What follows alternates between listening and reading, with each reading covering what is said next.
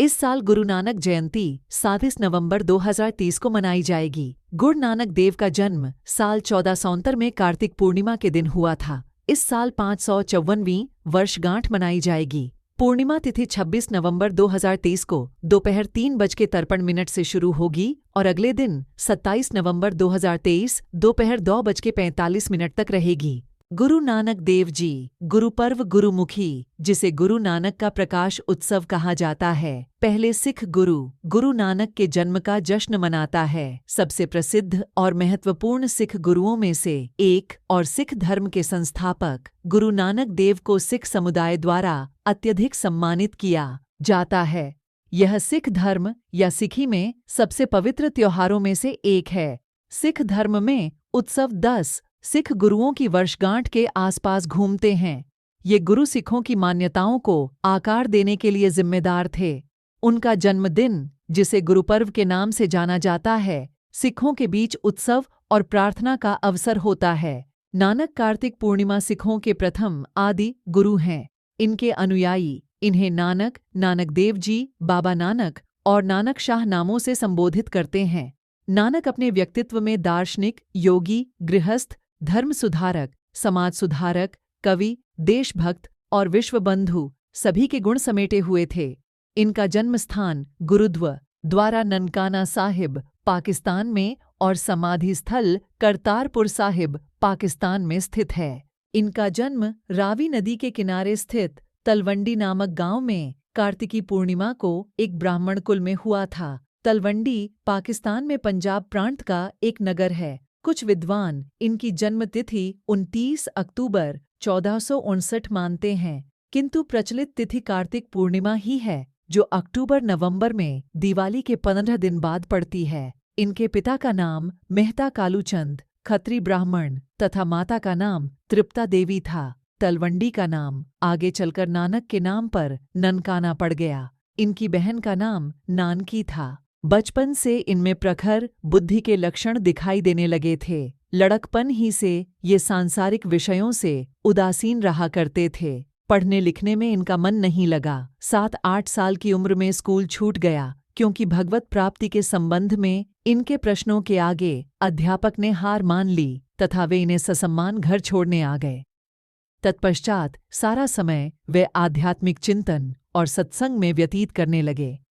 बचपन के समय में कई चमत्कारिक घटनाएं घटीं, जिन्हें देखकर गांव के लोग इन्हें दिव्य व्यक्तित्व मानने लगे। बचपन के समय से ही इनमें श्रद्धा रखने वालों में इनकी बहन नानकी तथा गांव के शासक राय बुलार प्रमुख थे।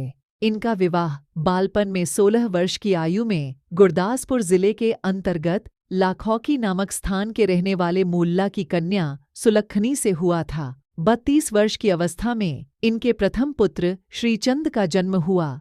4 वर्ष पश्चात दूसरे पुत्र लक्ष्मीदास का जन्म हुआ। दोनों लड़कों के जन्म के उपरांत 1507 में नानक अपने परिवार का भार अपने श्वसुर पर छोड़कर मर्दाना, लहना, बाला और रामदास इन 4 साथियों को लेकर तीर्थयात्रा के लिए निकल पड़े। उन पुत्रों में से श्रीचंद आगे चलकर उदासी संप्रदाय के प्रवर्तक हुए।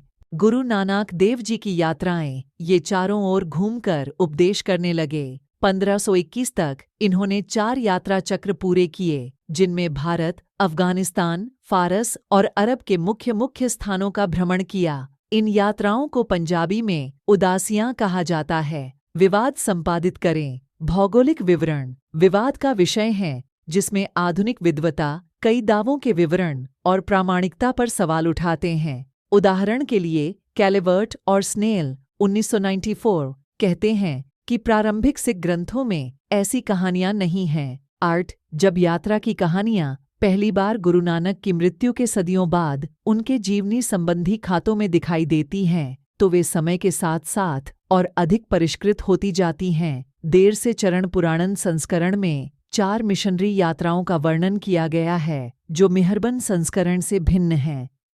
गुरु नानक की व्यापक यात्राओं के बारे में कुछ कहानियां पहली बार 19वीं शताब्दी की पुराणन जन्म साखी में दिखाई देती हैं। हालांकि इस संस्करण में भी नानक की बगदाद की यात्रा का उल्लेख नहीं है। कैलेवर्ट और स्नेल 1973 के अनुसार इस तरह के अलंकरण और नई कहानियों का सम्मिलन उसी युग के सूफी तजकरों में पाए गए इस्लामी पीरों द्वारा चमत्कारों के निकट समानांतर दावे यह विश्वास करने का कारण देते हैं कि ये किंवदंतियां एक कंपटीशन में लिखी गई हो सकती हैं।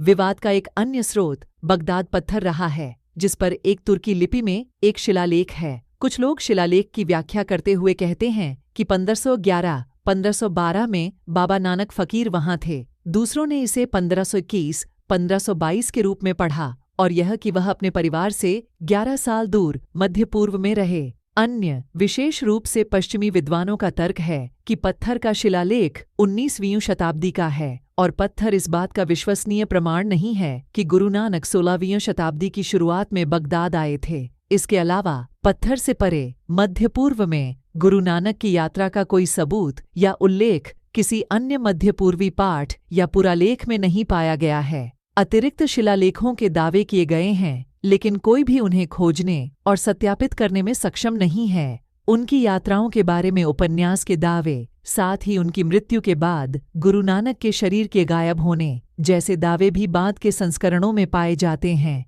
और ये सूफी साहित्य में उनके पीरों के बारे में चमत्कारिक कहानियों के समान हैं। गुरु नानक की यात्रा के आसपास की किंवदंतियों से संबंधित सिख जन्म साखियों में अन्य प्रत्यक्ष और अप्रत्यक्ष उधार हिंदू महाकाव्यों और पुराणों और बौद्ध जातक कहानियों से हैं। मृत्यु जीवन के अंतिम दिनों में इनकी ख्याति बहुत बढ़ गई और इनके विचारों में भी परिवर्तन हुआ। स्वयं ये अपने परिवार वर्ग के साथ रहने लगे और मानवता की सेवा में समय व्यतीत करने लगे। उन्होंने करतारपुर नामक एक नगर बसाया जो कि अब पाकिस्तान में है और एक बड़ी धर्मशाला उसमें बनवाई। इसी स्थान पर आश्विन कृष्ण 10 संवत 1553 22 सितंबर 1529 ईस्वी को इनका परलोकवास हुआ। मृत्यु से पहले उन्होंने अपने शिष्य भाई लहना को अपना उत्तराधिकारी घोषित किया, जो बाद में गुरु अंगद देव के नाम से जाने गए। कविताएं नानक भेदाभेदवादी कवि थे और साथ ही अच्छे सूफी कवि भी। उनके भावुक और कोमल हृदय ने प्रकृति से एकात्म होकर जो अभिव्यक्ति की है वह निराली है। उनकी भाषा बहता नीर थी, जिसमें फारसी, मुल्तानी, पंजाबी, सिंधी, खड़ी बोली, अरबी के शब्द समा गए थे। हमारे चैनल को सब्सक्राइब करें और वीडियो को ज़्यादा से ज़्यादा शेयर करें और हमें बताएं अगली वीडियो आप किस टॉपिक पर देखना चाहोगे। धन्यवाद।